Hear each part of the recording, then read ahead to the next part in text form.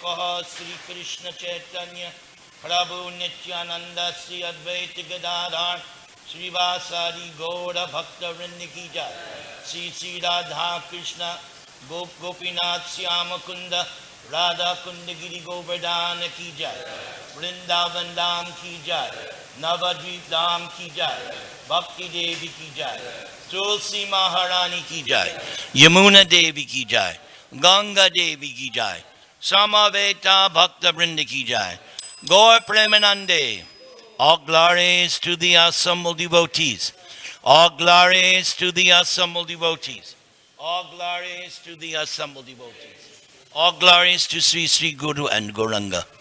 Nama Om Vishnu Padaya Krishna Preshtaya Bhutale Srimate Bhakti Vedanta Swaminiti Namane Namaste Saraswati Deve Gauravani Pracharane Nirvishesha Shunyavadi Paschatya Desacharane.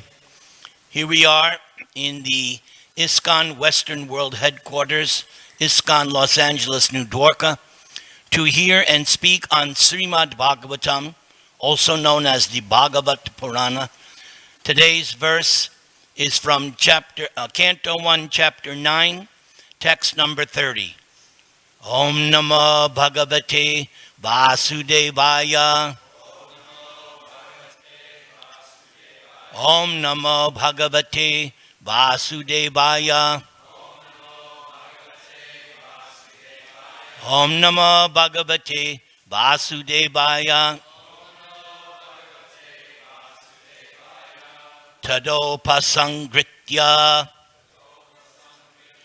Gira Sahasranir Vimukta Sangam Mana Adipurushe Krishne Lasat Pita Pate Chaturbhuje Pura Stite Milita Drig Vyadarayat Tato Basangritya Gira Sahasranir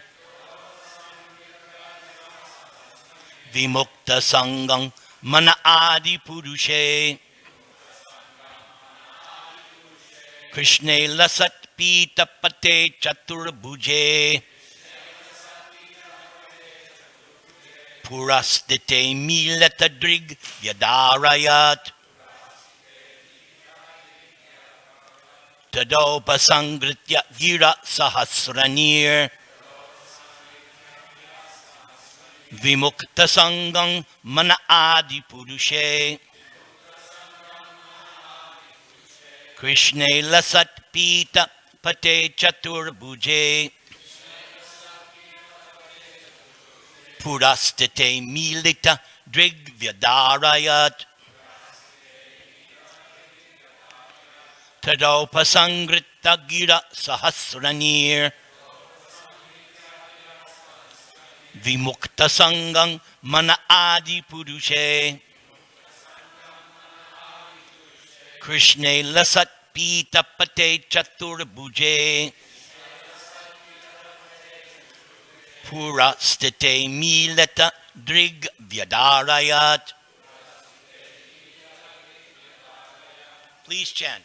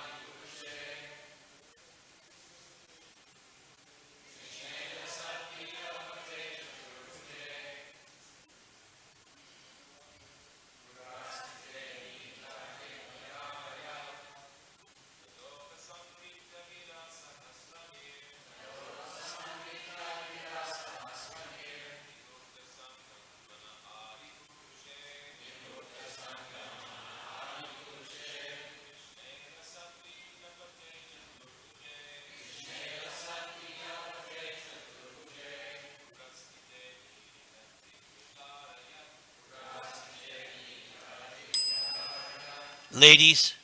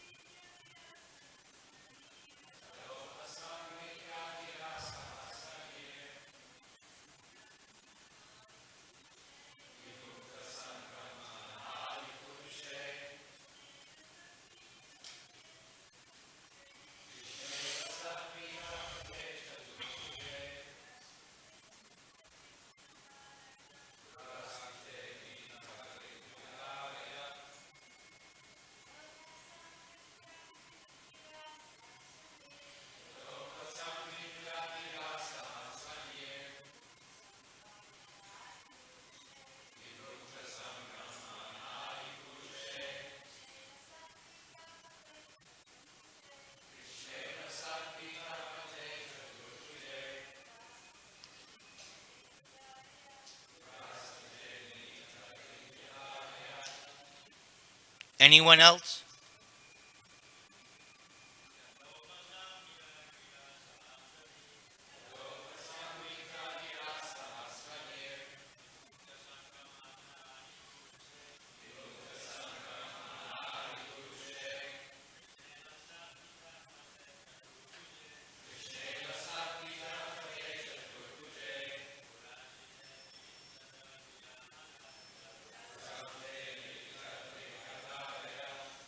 Tada, at that time, upasangritya, withdrawing, gira, speech, Sahasrani, Bhishma Dev, who was expert in thousands of sciences and arts,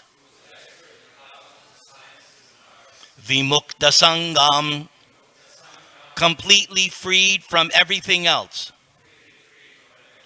Manaha, mind, Adi Purushe, unto the original personality of Godhead, Krishna, unto Krishna, Lasat Pita Pate, decorated with yellow garments, Chatur Bhuje, unto the four-handed original Narayana, Pura, just before, Sthite, standing, Amilita, widespread, Drik, vision, Vyadarayat, fixed. Please repeat. Thereupon that man who spoke on different subjects with thousands of meaning and who fought on thousands of battlefields and protected thousands of men, stopped speaking and being completely freed from all bondage, withdrew his mind from everything else and fixed his wide open eyes upon the original personality of Godhead,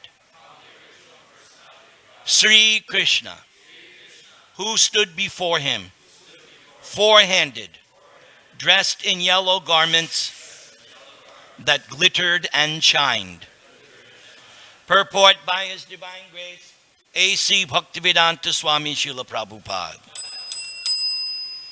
In the momentous hour of leaving his material body, Bhishma Dev set the glorious example concerning the important function of the human form of life. The subject matter which attracts the dying man becomes the beginning of his next life. Therefore, if one is absorbed in thoughts of the Supreme Lord, Sri Krishna, he is sure to go back to Godhead without any doubt. This is confirmed in the Bhagavad Gita. So these are a section of verses from the 8th chapter. Number 5. And whoever at the time of death quits his body, remembering me alone, at once attains my nature. Of this there is no doubt. Whatever state of being one remembers when he quits his body, that state he will attain without fail. Therefore, Arjuna, you should always think of me in the form of Krishna, and at the same time carry out your prescribed duty of fighting. With your activities dedicated to me and your mind and intelligence fixed on me, you will attain me without doubt. He who meditates on the Supreme Personality of Godhead, his mind constantly engaged in remembering me, undeviated from the path, he, O Partha Arjuna, is sure to reach me. One should meditate upon the Supreme Person as the one who knows everything, as he who is the oldest, who is the controller, who is smaller than the smallest, who is the maintainer of everything, who is beyond all material conception, who is inconceivable, and who is always a person. He is luminous like the sun, and being transcendental is beyond this material nature. One who at the time of death fixes his life air between the eyebrows and in full devotion engages himself in remembering the Supreme Lord will certainly attain to the Supreme Personality of Godhead. Persons learned in the Vedas who utter Omkar and who are great sages in the renounced order enter into Brahman. Desiring such perfection, one practices celibacy. I shall now explain to you this process by which one may attain salvation. The yogic situation is that of detachment from all sensual engagements, closing all the doors of the senses and fixing the mind on the heart and the life air at the top of the head. One establishes himself in yoga. After being situated in this yoga practice and vibrating the sacred syllable Om, the supreme combination of letters, if one thinks of the Supreme Personality of Godhead and quits his body, he will certainly reach the spiritual planets. For one who remembers me without deviation, I am easy to obtain, O son of Pritha, because of his constant engagement in devotional service. For one who remembers me without deviation, I am easy to obtain, O son of Pritha, because of his constant engagement in devotional service. After attaining me, the great souls who are yogis in devotion never return to this temporary world, which is full of miseries, because they have attained the highest perfection. Sri Bhishma Dev attained the perfection of quitting his body at will and was fortunate enough to have Lord Krishna, the object of his attention, personally present at the time of death. He therefore fixed his open eyes upon him. He wanted to see Sri Krishna for a long time out of his spontaneous love for him.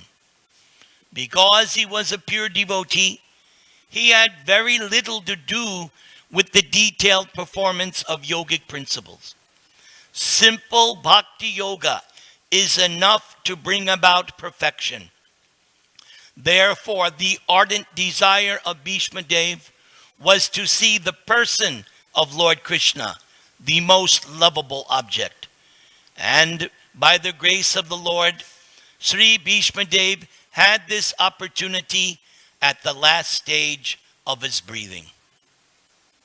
Trinadapi sunichena taradi vasa hishnuna amanina manadena Kirtaniya Sada Hari. Hare Nama, Hare Nama, Hare Nama Eva Kevalam. Klo Nastyeva, Nastyeva, Nastyeva Gatiranyata. So, in the world of sports, they have this phrase, you take what the defense gives you. So I apply this same logic when speaking a class. You take what Prabhupada has given you and you speak on that. There's enough here to speak. So, what did I glean from today? One thing Prabhupada is emphasizing, that Krishna is the original Supreme Personality of Godhead. Even he considers Narayan to be the original Supreme Personality of Godhead. And he's also indicating that Krishna is the original Narayan. And later on in this chapter, when Bhishma Dev is offering his prayers on his deathbed, right after this, Bhishma will begin offering prayers to Krishna, looking at Krishna, offering beautiful prayers. And he will also use this word, Adi Narayan. Krishna is the original Narayan. This is something we learn right away by reading Prabhupada's books. Others are confused.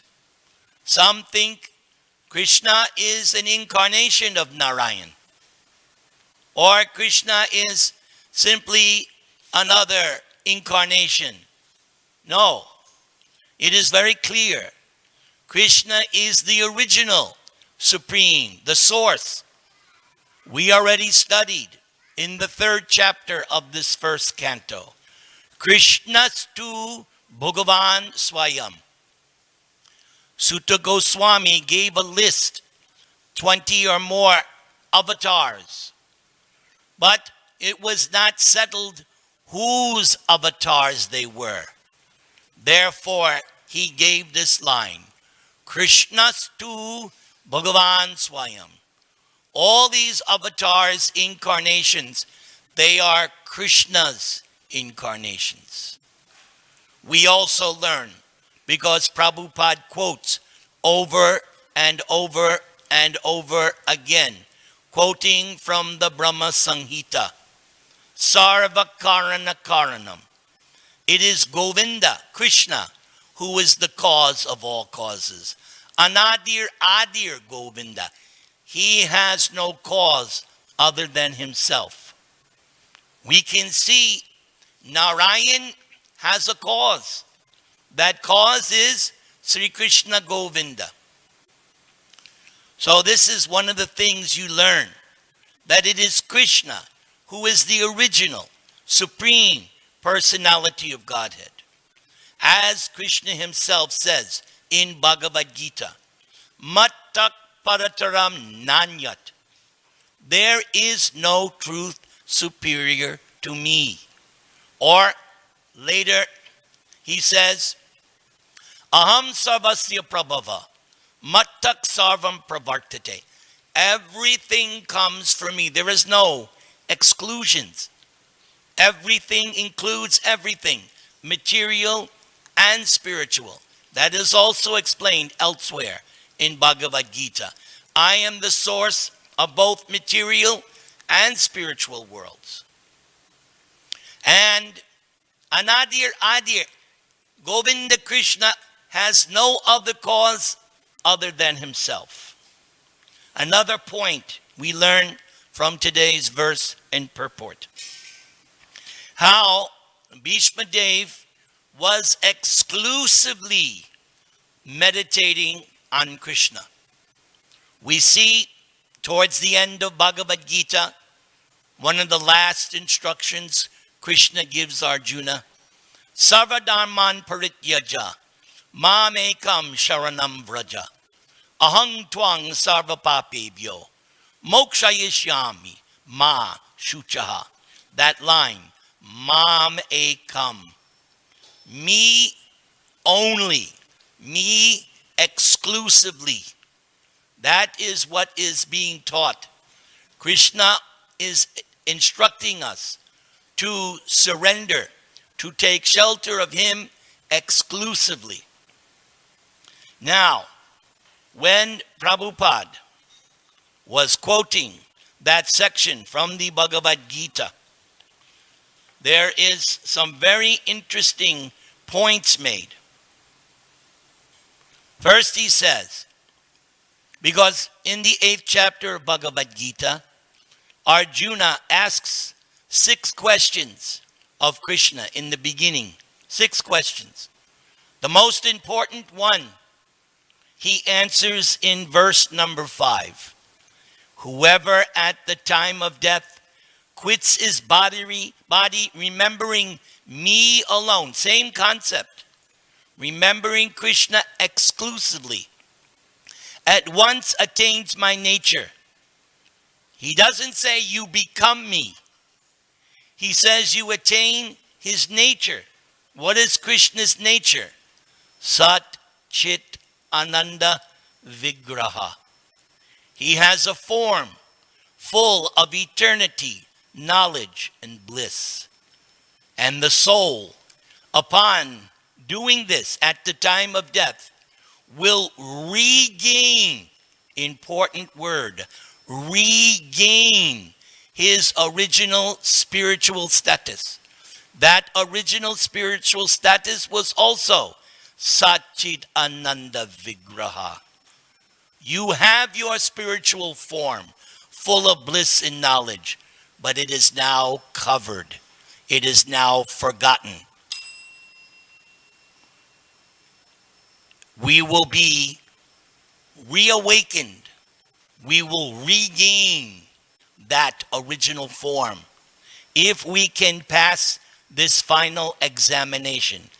Death is the final examination. Our whole life, what is it? One test after another.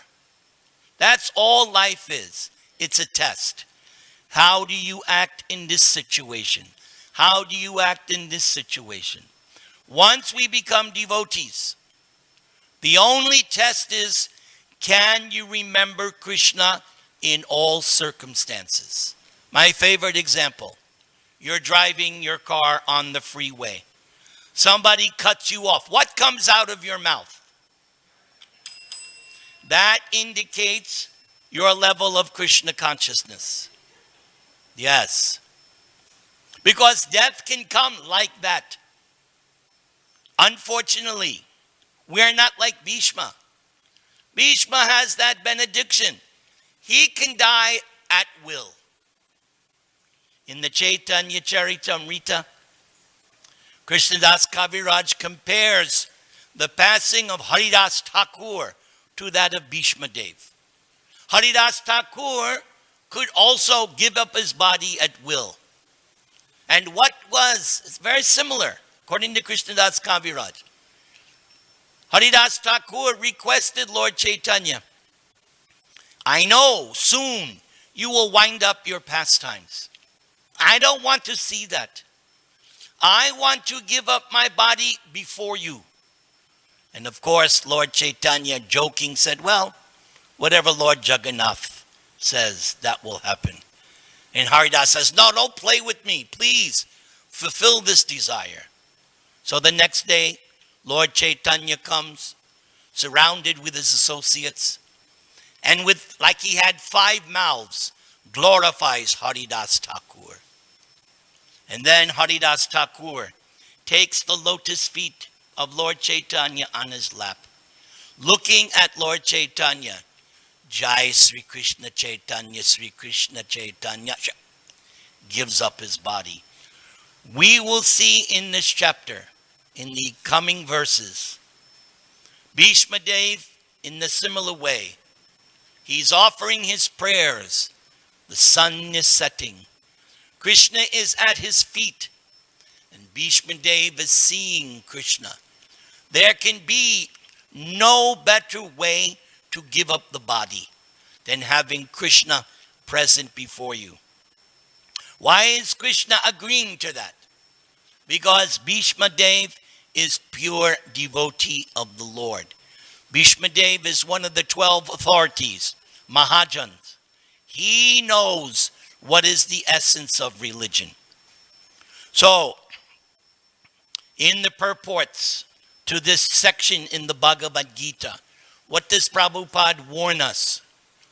Remembrance of Krishna is not possible unless you practice. I've given the example hundreds of times.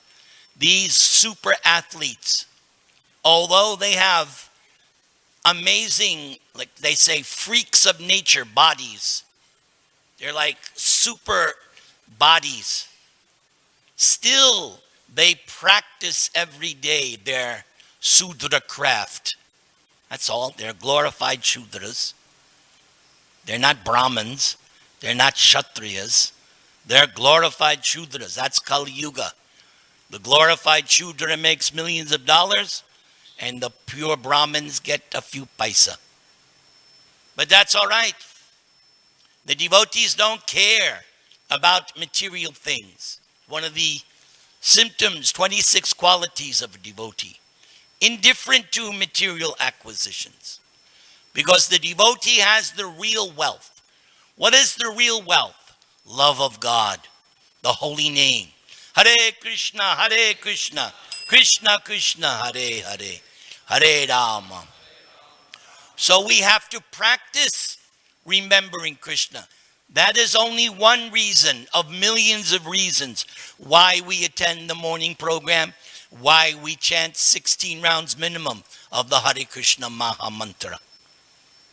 In the Gajendra Mokshana Katha, we find in the 8th canto, Prabhupada gives some advice that at the time of death, it may be, the situation may be because of mental condition or bodily condition, we may not remember the Hare Krishna Maha Mantra. Even though we have practiced, it may have. So what does Prabhupada say? Therefore, one should practice chanting some other mantras so that, like Gajendra, when Gajendra was being killed by the crocodile, he was losing the fight. Even though in the body of a crocodile, he remembered a shloka he had learned in his previous life as King Indradyumna. And even in the body of an elephant, he offered that prayer. So besides the Hare Krishna mantra, we should learn some verses so that if by chance, perhaps we'll remember that. Now in the next verse, Krishna gives the science behind what he just said. He said, whoever at the time of death quits his body remembering me alone, he will attain my name. Of this there is no doubt. So one more point. We should not doubt Krishna. Krishna is the topmost authority. There's no need to doubt. That's why in that verse, Ma Shuchaha, it has several meanings. Don't hesitate. Don't worry. Don't doubt. Don't fear. What Krishna says, we can put our full faith in. So here he says, there is no doubt. But the science behind that, and Prabhupada mentioned it in the purport, whatever state of being one remembers when he quits his body, that state he will attain without fail. The classic example, Bharat, at the time of death, was thinking of a deer, even though he was this close to perfection. Practically, he was on the Baba stage, this close to perfection. But, and that's a warning to us, because of that attachment to the deer, he became slack in his sadhana. We must never become slack in our sadhana. We may think, I am now big Pandit. I am famous Acharya. I go everywhere. People, they bow down to me. I know so many things. I am a Digvijay. I have read all the Shastras. But if you become slack in your sadhana, be careful. We must never be slack. Who is our example? Our example is Madhavendra Puri. It is said in Chaitanya Charitamrita, although Madhavendra Puri was on the topmost level of devotional service, he is the seed of Lord Chaitanya's tree. He was the first one to exhibit ecstatic love of Krishna in separation. He used to chant his japa as if he was a neophyte. We must never become proud, never rest on our laurels. I have 20,000 disciples. I can remember Krishna. I don't need to chant japa. I will just remember. That is a mistake. Lord Chaitanya warns us. What am I supposed to wear around my neck? Chanad, thank you. Say it. Charadiva Sahishnuna. Kirtaniya Sadahari. And it's supposed to be worn for constant remembrance. Humility, humility, humility. Soon as we see, what is that rasa dance episode? What is Krishna teaching us? The gopis became a little proud. Immediately Krishna disappeared. He's teaching the devotees a lesson that he does not, Prabhupada mentions it, Krishna does not like to see his devotees become puffed up. That's why Lord Chaitanya says, remain meek and humble. So, that meek and humble means strict adherence to sadhana. Rising early, chanting the prescribed number of rounds. How many? 16. Following how many regulative principles? 4. Strictly, these things cannot be changed. This is written in law. You don't like this? There are so many other movements. Go ahead, be cheated. But if you don't want to be cheated, if you want the real thing, here it is. ISKCON movement. They say Coke is the real, no. ISKCON, Prabhupada, that's the real thing.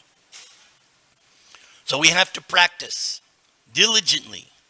And he also mentions, in terms of the regulative principles, one must become enthusiastic. It's like you meet people. Prabhu, I'm inviting you to my program. I'll see. No. Prabhu, I took initiation. I'll try to follow. No, not try. You must do. That's the meaning of vows. Not that I'll try, because try means whatever. I must do. Taking a vow. This next verse. Therefore, conclusion. Whenever this word therefore appears, that means conclusion.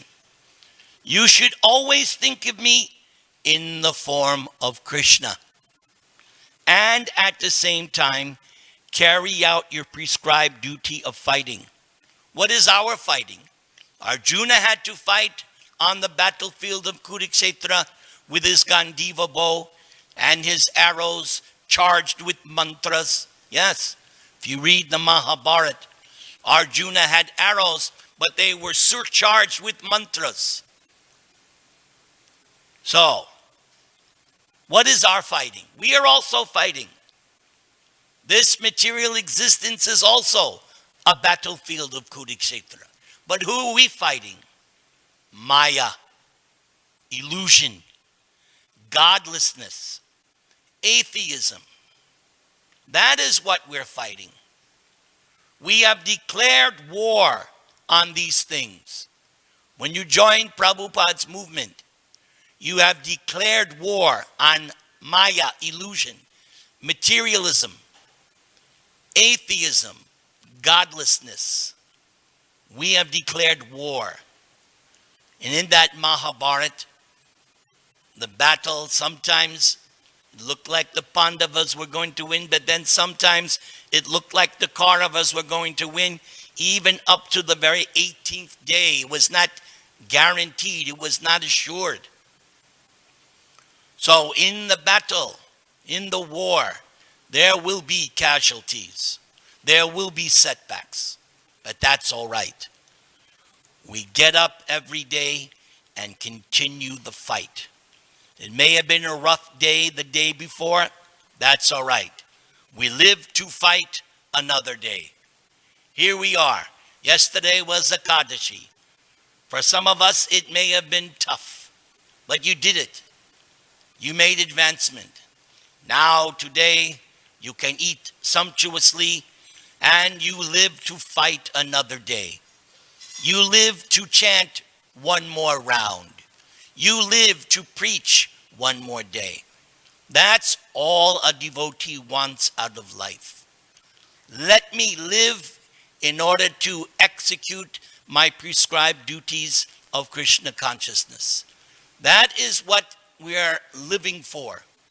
We're living to push on this movement, to give this movement to others, to ourselves and to others. We are living to chant the Hare Krishna Mahamantra. Everybody. Hare Krishna, Krishna Krishna, Hare Rama, Rama Rama, Hare. Krishna, in this section of the Bhagavad Gita, again is repeatedly, is sure to reach me.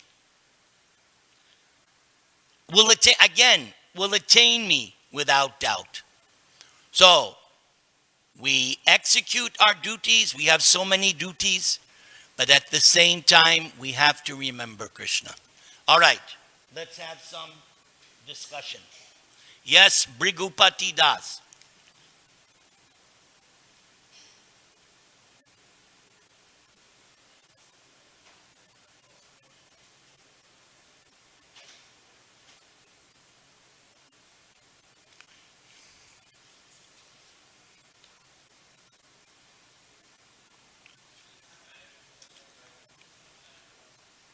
Yes.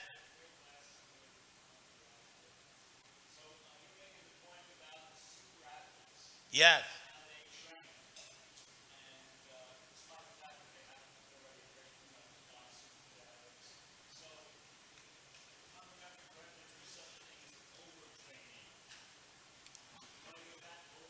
I have not heard that. Please explain clearly.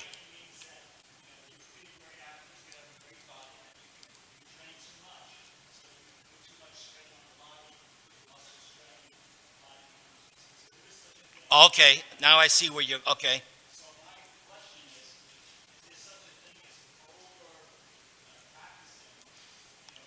Only one thing, overeating prasadam.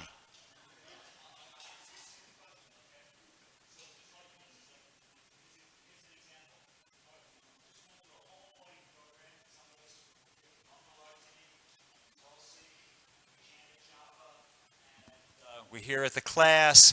Now, right after this, as you always say, then there's prasadam, okay? Now, at prasadam time, is it necessary for somebody to be reading or somebody to be showing a video? Or is it a time when it's permissible, according to the guidelines of, sadhana bhakti, for devotees to take prasadam and talk to each other? And this is a legitimate question. It's not intended to criticize anybody because I honestly don't know the answer to this question. I think I enjoy when somebody reads from the books, or I also enjoy when I have an opportunity to sit there and talk to my godbrothers or talk to other devotees. And I know that there's a lot of devotees approach me and they say, they're expressing, gee, I wish one or the other, and I really don't know what the correct thing to answer them. What is the correct etiquette during taking prasadam? Is it compulsory that somebody has to read or something like that, or is it completely bona fide and authorized and for devotees to just take prasadam and talk to each other? I cannot recall a statement either way. Therefore, the matter should be addressed to the temple president. What the temple president says, we should follow.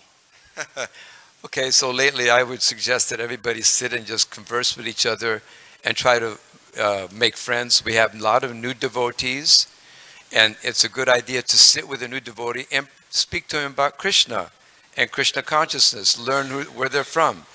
A lot of times new devotees, we have a reader, and the reading material is way beyond the necessity of a new devotee to listen to, or for that matter, a lot of devotees, because there's a lot of things that are said that sometimes are very intense, and this could create indigestion.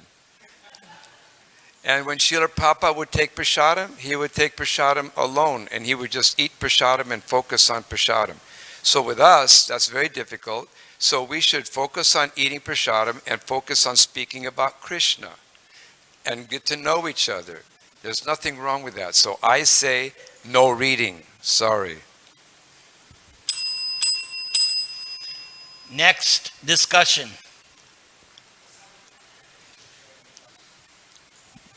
Yes, give him the microphone. I just want to say one of the best classes. What's that? One of the best classes what I ever heard from you. Oh. Thank you. Thank you. Anything else? Rabindranath, do you want to respond to anything? You're satisfied. All right, if there's nothing else, may Krishna bless you, protect you, and maintain you. And thank you for this privilege of speaking in the world's greatest temple. Hare Krishna.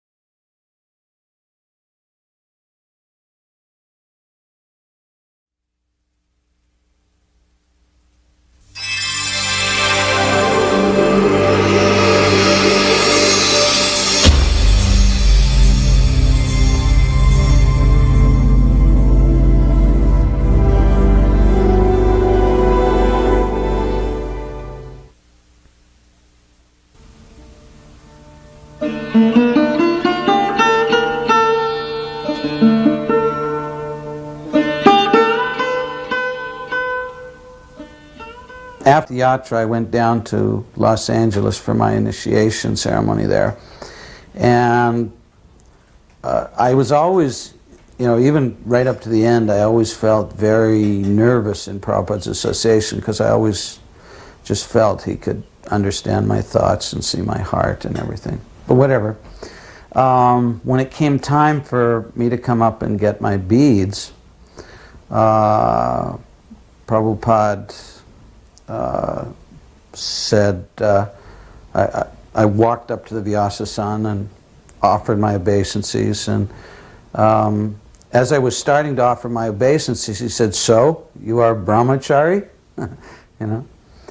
But I was just so nervous, I didn't know what to do, so I just continued offering my obeisances. And so someone was trying to tell me, Prabhupada's talking to you, Prabhupada's talking to you, but I just kept offering. I wanted to avoid. Because he was like God, to me it was like he's come to save me, and it was a relief of a huge burden. I mean, in the material world I was in such material anxiety, and Prabhupada had relieved my burden, and he was so beautiful, and so I was very shy. But then afterwards it kind of struck me that maybe he's given me a blessing that I'm a brahmachari. And by Krishna's grace I never got married, and here I am, struggling. I was contemplating, because I had this thing in my mind that I hope I have a good name. It was very important to me that the name that because I so far had liked everyone's name that I had met as initiated devotees, but I was worried that I would get a name that just didn't sound right. That wasn't me, but I knew that I had to accept it because it was obviously because Prabhupada knew what my spiritual name was, so he was going to call me by that name. So it was just a struggle going on inside my, completely on a superficial platform. It had nothing to do with it was just distraction. My mind was just distracting me from. But I had some significance, I knew, so I dwelled on it as long as I needed to. And I was thinking, the name, I was attracted to a particular name. I thought, well, maybe I'll get that name. This is a good name. I like the sound of that name. And the name was Madan Mohan. Madan Mohan. I kept saying Madan Mohan. Boy, that's a good name. I hope I can get that name. Obviously, totally whimsical. So, a few days passed. The time for initiation came. In the meantime, I had gotten some ready-made beads, which I was... No, actually, these beads I had with me, and I had actually I had been using them because I had been in a temple for about 6 months in Montreal. So these were my beads. So I brought them with me to the yagya, to the initiation. And it was a beautiful scene, of course. I'd never witnessed so much grandeur and so much effortless grace, all in such a small, in a small space, and there's such simple gestures. It was a wonderful experience. But so during this, Prabhupada would take the beads from somebody, then chant on them, then return them. When it came my turn, I handed him my beads. So he takes my beads, and they were they're not overly small. They were like the same size that most other beads were. But they were, on the small side. So I hand him the beads, and he takes them, and he looks at them with disapproval. He says, "You couldn't have gotten bigger beads?" And at that moment I'm thinking, beads, and I'm like, all of a sudden, I'm already being, I'm demolished. I have no land to stand on. I'm just like this. I didn't know what to say, so I'm quiet.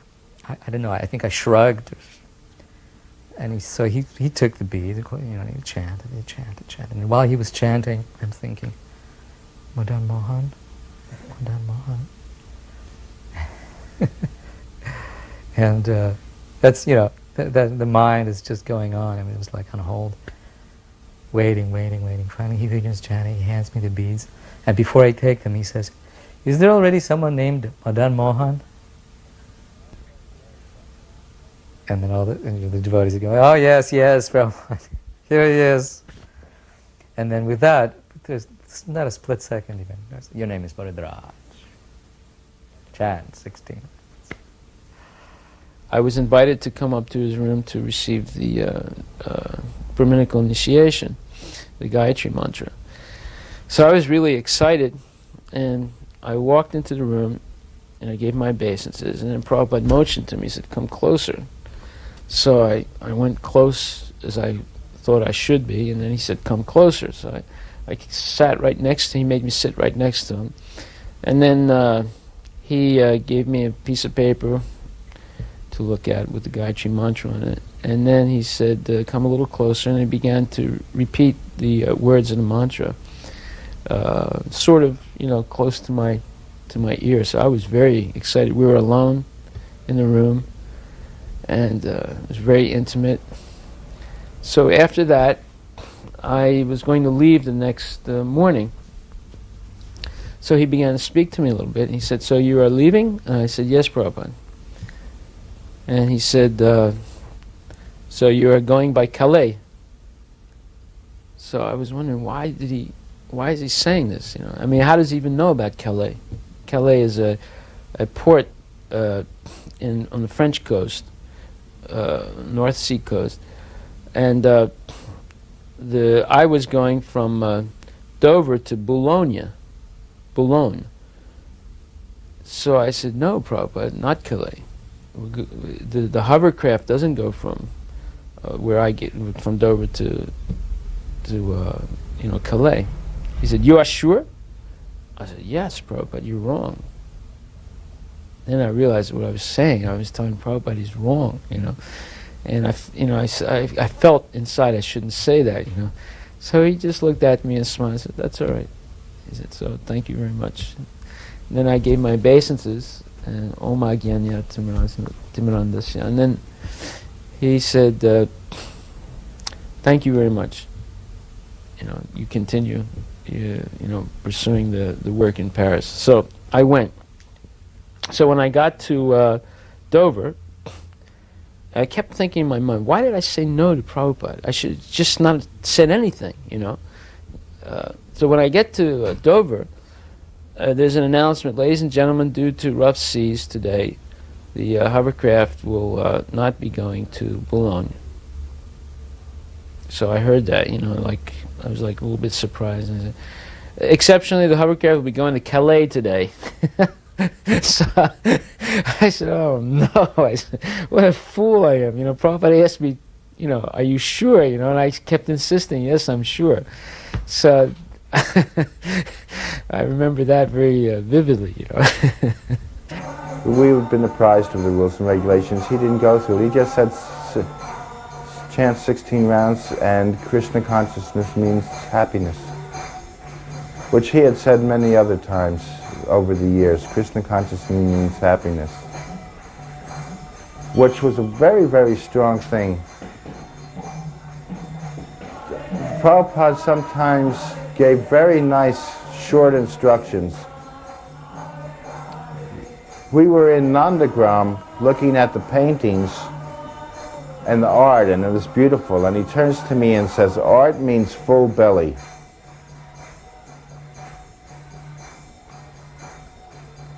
Very poignant, very short, very sweet, and full bit of philosophy. He said, if someone is hungry, they cannot think about making or looking at art. They're thinking about filling their bellies. So the Krishna consciousness means happiness was very powerful through the years. And he said it at the initiation. Prabhupada was in Los Angeles, and we were doing well, distributing lots of books, so we thought we'd go and see Prabhupada and tell him about it. And all of us, I got this idea that we should memorize a verse in Sanskrit, because not many people were into Sanskrit at that time. I thought we should offer a prayer to him. So we came in to see Srila Prabhupada about lunchtime, and we offered him this prayer, Tvam na sandarsito dushtaram nistitir satam kaling satvarhang harang pung sankarnadara ibarnabam, that we think that your goodness is met by us by the will of providence, just to accept you as the captain of the ship. So, again, it was funny, I don't know. Krishna's right, I curse myself now, but Prabhupada asked us to take lunch with him. And I thought, no, we want to get back out and distribute more books, Prabhupada. So we missed another opportunity. My marriage was opposed by my parents. They were horrified at the idea that I was going to marry the movement. They refused to come to attend. And my mother had sent a telegram to Prabhupada that I had a history of mental illness. Totally untrue. or maybe true, but not to my knowledge.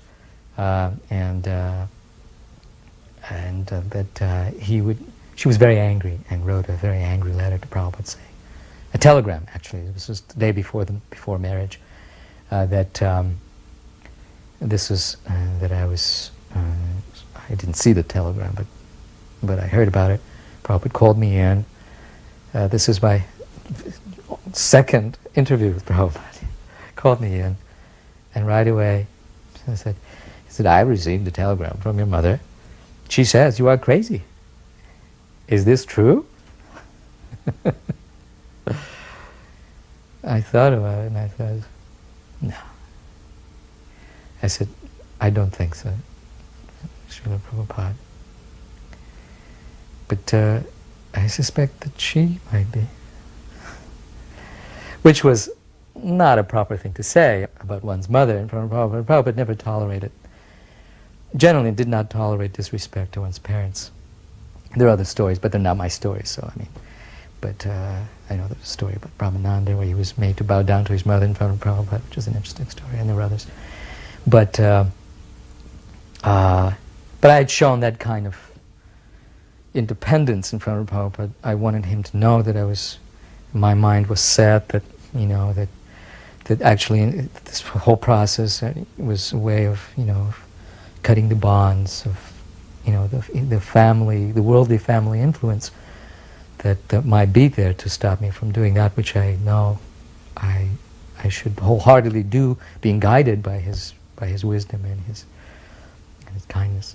So I said, but I think she might be, and I actually, you know, believed it.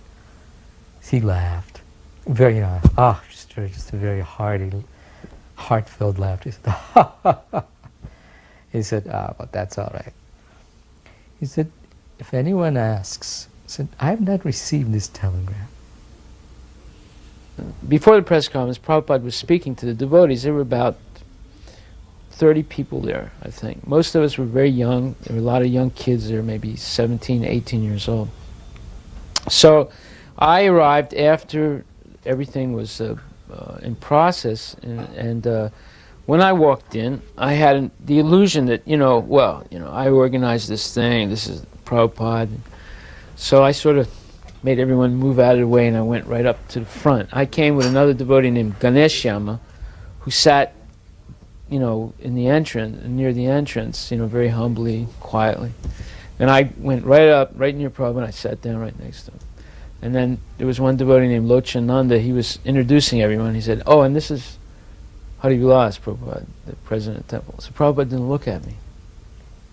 And right away I felt bad. I said, why didn't he look at me? He mentioned my name. He didn't say anything. Didn't even look, didn't even nod. So I realized I must have done something wrong. And I was feeling bad that I pushed everyone out of the way to go sit up front. So, and Lochananda said, and that's Ganeshyama in the back. He's the one that's translating your books. Prabhupada said, oh, where is he? Let him stand up. So Ganeshyama stood up and he said, thank you very much. So now I knew I had done something wrong. I realized I must have been puffed up that, why he didn't even look at me, and he's acknowledging Ganeshyama. So then they kept speaking a little more, and Prabhupada was thanking the devotees for participating in Krishna consciousness. Then finally there was news that we had just got a new temple. This was a major accomplishment. And Prabhupada said, where is it? And Lochananda said, it's a little bit out of town. So Prabhupada looked at me for the first time, and his look was very weighty, and I could barely look at him. I felt, very, puffed up, and he had already put me down in a sense, and I was feeling very contrite about it. And then he said, so how far is the temple from Paris?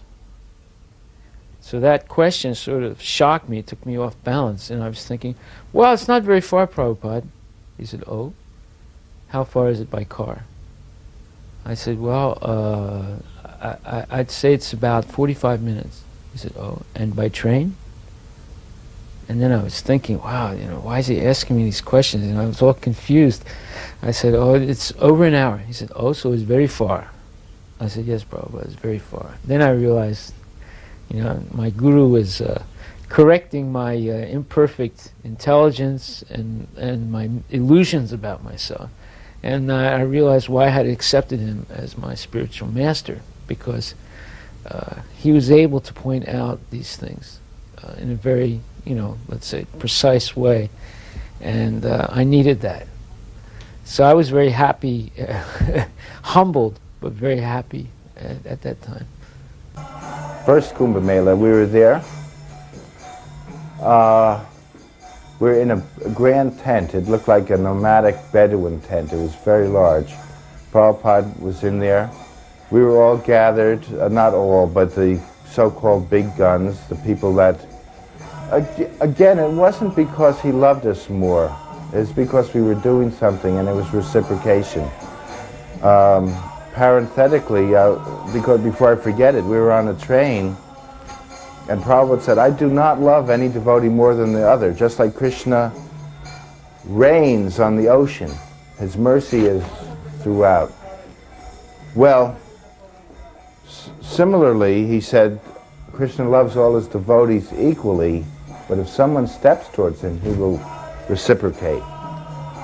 He will show that love. So Prabhupada was showing great love to the people who were doing something. So the so-called leaders were there. And he asked us, how do you know Krishna is God? So somebody says, because it says so in the Bhagavad Gita. And Prabhupada says, someone can say that is just a book. And I said, because you say so, Prabhupada. He says, I am just old man. Someone will say, what does he know? He's old man. So we didn't know. So Prabhupada said, the answer is because you feel the ecstasy. You feel the bliss. You feel the nectar. The proof of the pudding is in the eating. And I thought, what a great answer, because I had many times felt the ecstasies. That's what kept me going. And Prabhupada. I was scholarly, but really my Krishna consciousness from the very beginning was interacting with Prabhupada. So Prabhupada had asked me to create some sample. He didn't say sample, he said, can you draw a picture of Lord Chaitanya? Obviously he wanted to see. So a few days later, after the marriage, and my wife, Rukmini, had brought in her paintings, and other paintings were there, Jarani's paintings. And Prabhupada would look at everything. And I did this drawing of Lord Chaitanya, which was not, in retrospect, it was such a struggle. I of course I did it in an afternoon or whatever. I had some time and I devoted some time to it. But I thought, well, it was not finished. The figure of Lord Chaitanya was there, but everything else was just barely sketched in. But I had put in, everything I had into Lord Chaitanya's face and his expression and his attitude, whatever I understood to be right, to be put into the picture. And Prabhupada looked at other pieces of art, and mine was rolled up on the desk in front of him.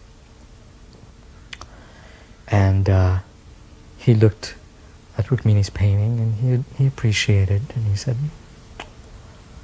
"That's nice." Or I don't know if he said anything at all. He was appreciating it.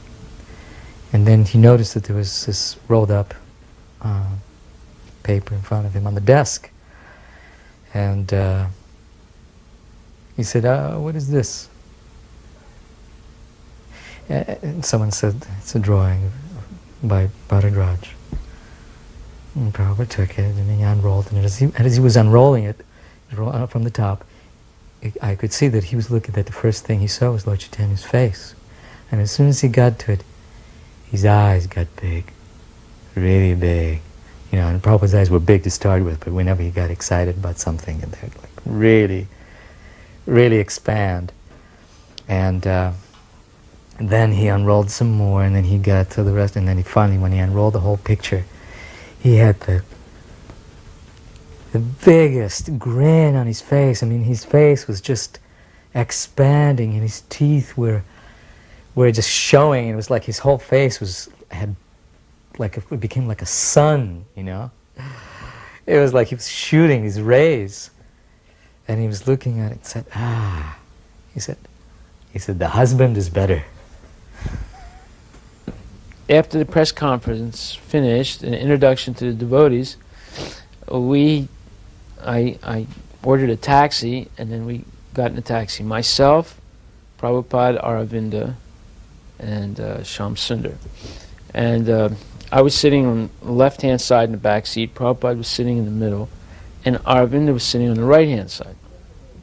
So we started driving through the center of Paris. We went to a major place or crossroads called Le Concorde, which is a very, very prestigious place in Paris. And there you can see the Champs-Élysées going up to the Arc de Triomphe, and the obelisk, the Egyptian, let's say,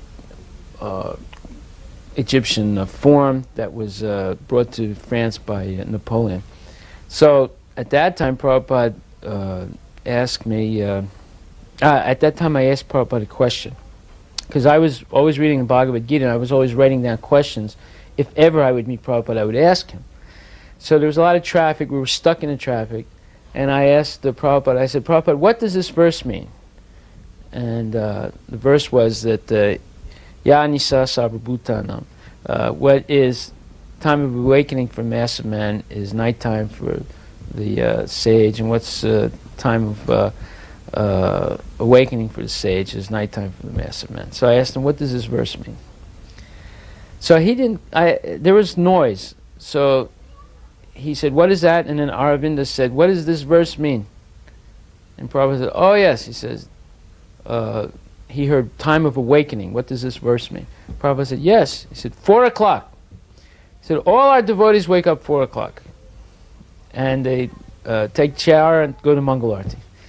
So I said, I looked at Aravinda, and then he smiled, and he said, no, Prabhupada, what does this verse mean? Ya Nisa Sarvabhutanam. And Prabhupada started to smile, and he said, yes, he said, this means that when we see the karmis, we laugh. And when the karmis see us, they laugh. But our laugh is better. He said, we know that they are wrong. He said, they see us and they think that we're wasting our time chanting Hare Krishna. We see them, we know they're wasting their time in material life. But our laugh is best. The first exhibit was completed miraculously, and it was that year when all the devotees, the first time devotees came out in droves for the Gauranga festival, and it was a wonderful year, and Prabhupada came, and lo and behold, we actually completed an exhibit which was arranged in a kind of a horseshoe in front of the incomplete Mayapur temple at the time. So everything was like that, shacks, the exhibits were made in these bamboo shacks, and everything was like just barely kept together with some cow dung and arrowroot and twine, and but I thought, to this day, I think those are the most wonderful exhibits that we had created. There was such vibrant, raw energy, real wonderful. And so we started.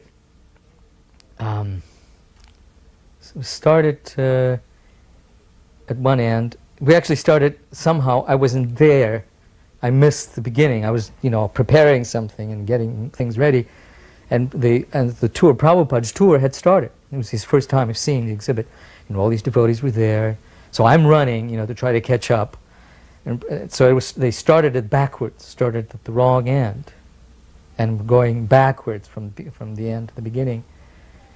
The beginning exhibit was my work, and one of the end exhibits was Rukmini's work.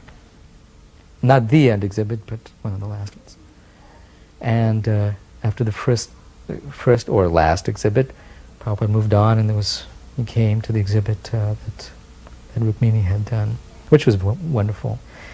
It showed it was an exhibit of Lord Chaitanya in fainting ecstasy in front of the Jagannath Murti, Jagannath, Subhadra, and Balaram. And Lord Chaitanya was like a stick in this transcendental, ecstatic condition. And Prabhupada looked at it, and you could tell he was drinking the nectar and that he was affected by it very much. And he said, "Who has made this?" And by that time I had caught up, with the procession, and I said, Rukmini, my wife has made this. Prabhupada said, very, very good. So then slowly moved on to the next thing, came around, and finally came to the last exhibit, which is my exhibit. And it was an exhibit of Prahlad, of Nrsingadev tearing Hiranyakashipu, and Prahlad standing there and offering him prayers. I think a picture of that exhibit actually made it into the songbook, one of the early publications. And Prabhupada looked at it and said, well, who has made this? I said, this is my work, Srimad Prabhupada. He said, you still have some learning to do. He said, this is not yet perfect. The wife is better, I think. So we're back in the tent in the Kumbh Mela, and so Prabhupada says, you know Krishna's God by the ecstasy. The proof of the pudding is in the eating. So many, many years later, I'm talking about 7 or 8 years later, we're in Philadelphia on a morning walk. Prabhupada says, he stops, everybody stops. How do we know Krishna's God? So I let a few people say this and that, and nobody knew. I said, because we feel the ecstasy, we feel the nectar. The proof of the pudding is in the eating. He says, no, because the Bhagavad Gita says it. So I said, but Prabhupada, you said, and by that time he's down the way he's walking. So it was one of those seeming contradictions that didn't contradict, because it's transcendental. At one stage, we literally had no manpower because Western devotees, somehow I never got sick in India, whereas everybody else, would go fat and come back skinny. I went skinny and came back fat. But in Bombay, there were very few devotees at Hare Krishna land. There was a lot of work to do, and Tamal Krishna, who was the GBC, was discussing with Prabhupada what to do. And I was just a brahmachari, an insignificant brahmachari. I was, doing a little preaching, going out on life membership. And so for some reason or another, Prabhupada called me into his room when Tamal was there and, asked me, Sridhar, what should we do? What can we do? These are the problems. I was flabbergasted. I thought, well, I'll try to work harder, Prabhupada. I didn't know what to say. So it was bewildering. So when Prabhupada walked in, immediately he wanted to have darshan. It was just a Guru Garanga altar. We had a picture of the Panchatattva. So he walked into the temple, and I was very, a little tense. I didn't know what was going to happen, if he'd approve. It was so simple. And he looked, and he said, oh, my Guru Maharaj is here.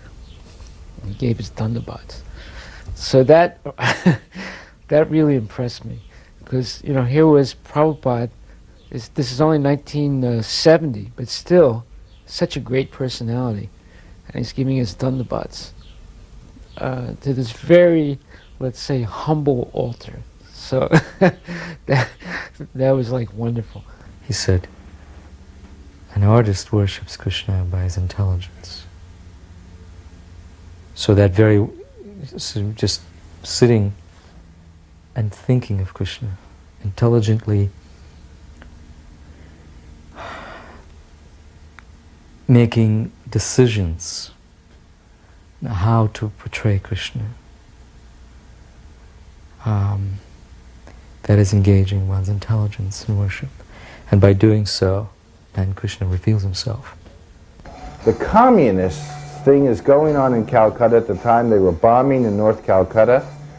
There were some seats for life members, a rupee each. Some communists came and they say to me that this is distinction. Those seats are for a rupee, and some people might want to sit in those seats and they can't pay a rupee. I said, well, those are some people are life members and they want to sit in seats, so we're making that option. They were complaining, so I said, well, go sit in the seats. If there's distinction and you like the seats, go sit in the seats. But previous to that, they did, and they were satisfied with that. It kind of diffused it. But previous to that, they had sent up a chit, a piece of paper on the stage that said, quit or die, and to Prabhupada, quit or die, which was their languages, like, quit India or die. Does this sound all right? Quit India or die. Prabhupada starts out with the Brahma Samhita prayers. They're so beautiful. It just soothed everybody. There were 2,000 people, and there were some hecklers there. And we were worried. There was like some anarchists and communists and, you know, young kids, but they were like a large group of them. So when Prabhupada first began to speak, he was sitting on a wonderful throne, Vyasa-san, that was built for him. And very impressive. So people were heckling. They're saying, on the floor, on the floor, on the floor. So Prabhupada asked the translator, Jyotirmaya, he said, what are they saying? And she said, Prabhupada, they're saying you should sit on the floor. So there was a moment of silence. And then Prabhupada looked at, you know, especially the hecklers, that they're part of the audience. And he said, if someone is qualified, they can sit on the seat. This seat does not belong to me. It is the seat of Vyas. Whoever is qualified can sit here. Whoever is qualified in speaking the Bhagavad philosophy can sit here. He said, but if you can hear me better, I will sit on the floor. Now something happened. When he said that, and it was translated, it was like the weight of that statement was enough to stop them. After that, they remained quiet and respectfully listened to Prabhupada. You know, it's just the way he said it. If you can hear me better, he said, I will sit on the floor. I know in India, I had an opportunity to see how he really expected a lot from them, from Indians, and he encouraged them a lot, and it was almost, because the type of Indians that he attracted were always very, very high-class people. I mean, big industrialists, and not only big industrialists with money, but people who had principle, people who were, if not Vaishnavas, a mixture, like Dr. Patel, for example. That was the most amazing friendship or association or whatever you want to call it. And I saw so many occasions where Prabhupada was very, very intimate with Dr. Patel, almost like a friend. He let him get away with virtual murder in terms of Dr. Patel's attitude and challenging Prabhupada and joking with Prabhupada. But I did see, and it imbued in me that vision also, that if Indians would just take up Krishna consciousness and pursue it the way Prabhupada was doing, that it would be a great addition to Lord Chaitanya's thrust in the Sankirtan movement. He really wanted Indians to get involved, and just the way he was very charming, he was very respectful towards them.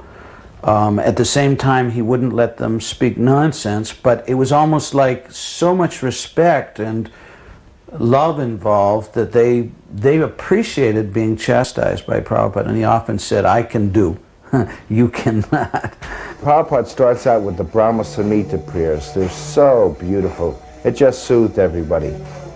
Pishima comes up on the stage, and she had a following of mostly ladies from Bengal, and they were all, since she was at the front of the stage, or they were going up, we just finished the Brahma Samhita prayers, ready to start the program, and we hear all this noise. And they're talking and da-da-da, and then some men get up and say, shut up, and they're making more noise than the original noisemakers. So Prabhupada calls me over and said, what's going on? I said, Pishima is trying to get your attention. See, it's an off-the-wall thing. He looks at me, you know, like, we've got a program to do here, so what is going on? I said, some disciples and well-wishers of Pishima are there, and so they're making noise. He says, get them to stop.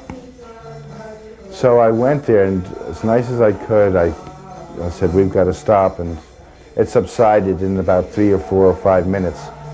So I went to Prabhupada, I said, okay. He said, I used to beat her up and I still shall. This Prabhupada was talking about qualifications, a man's qualifications, and how hard it is to judge, and that it is almost a gift to judge another man's qualities. It isn't a matter of just comparing one man to another, or going by some standard of socioeconomic worth. And he said my grandmother was expert at this. And he said she was a simple woman, not educated, and but everyone respected her opinions. He said, I'm trying to remember whether it was his sister. I think it might have been his sister.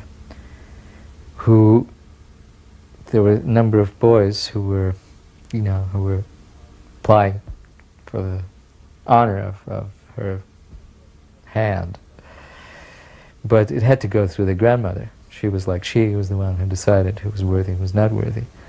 So, so this young man was there, and he was well educated, and she was like drilling him. He was educated and came from a good family. He had there was money, and he was just a gem of a person, upstanding and so on. And then she said, can you ride a bicycle? He said, oh no, I never learned. And he was a young man in his, I guess, early 20s. She said, so she didn't say anything. There was one of the questions she asked him. And afterwards, so they came and said, well, what do you think? She said, he's worthless. And everyone was in shock, She said, he has no drive. He said, any boy,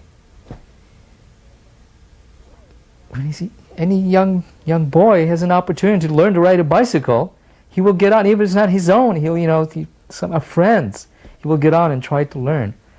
Who has any kind of drive? He said, he has no drive, he's worthless. So that night, about 12 o'clock, we're waiting outside the Olympia Theater to get a taxi, because we were so poor, we didn't have a car, we didn't have anything, we had just barely gotten into that house. So as we were waiting near an outdoor cafe, I asked Prabhupada, I said, Prabhupada, I know you're tired, would you like to sit down here? So he just looked at the chair and he looked at the place and said, what is this place? I said, Prabhupada, this is an outdoor cafe. Cafe? They are drinking and smoking here? I said, yes, Prabhupada. He said, Guru cannot sit in such a place. So I felt, wow, I said, this is amazing. Every time I talk to Prabhupada, he instructs me about Krishna consciousness. Like, it was very, very, wonderful. So I said, okay, Prabhupada, I'm sorry. I thought maybe you were tired. He says, that's all right. He said, Guru cannot sit in such a place. So the taxi came, we went back. So on the way back, I asked Shyam Sundar, I said, it's 12 o'clock, 1 o'clock. Should we get up in time for Mangal Arati? He said, well, devotees should sleep 6 hours. So you just sleep 6 hours, you can get up. I said, is that all right? He said, yes, that's okay. So with that understanding, we took rest. So at 4:35 in the morning, someone is, pounding my arms. Get up, you nonsense, get up! And I woke up, it's like from a bad dream. I said, what's the matter? He said, you're nonsense, Prabhupada is so angry. I said, why? What happened?